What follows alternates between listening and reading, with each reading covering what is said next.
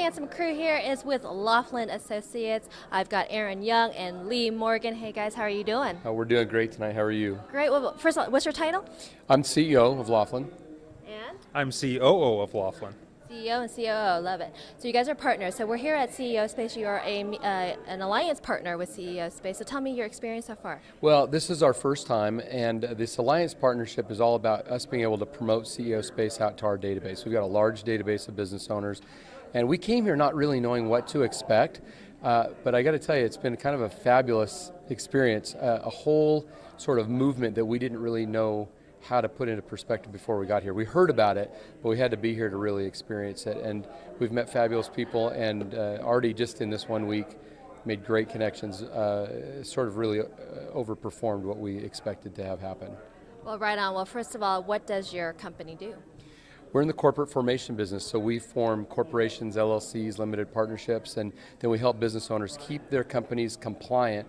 We do some things that most people think are really boring, but are actually critical for the safety of a business, like keeping corporate records and helping them, just doing all the corporate compliance stuff that is the difference really between life and death in a corporation.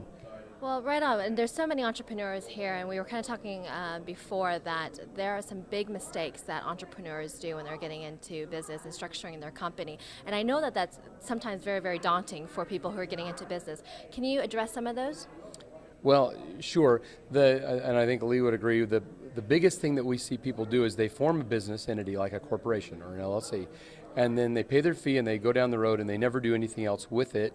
And the fact is that if you don't treat your business like a real business, if you don't really go through all the formalities that the government expects, then when it comes down to crunch time, if you get sued or if you get audited or you go into a real bad situation, even a partnership breakup or a divorce, all of a sudden your business is just left, well, kind of naked in front of your adversaries. I don't know if I can say that on camera, but You're exposed. You're exposed. Yes.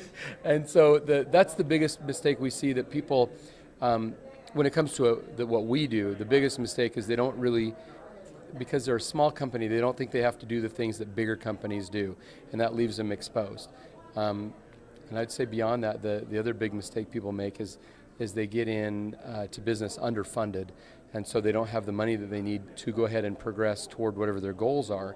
And one of the things that I'm loving about CEO Space, which is really kind of new to Lee and I, is the real support and education and emphasis on raising capital.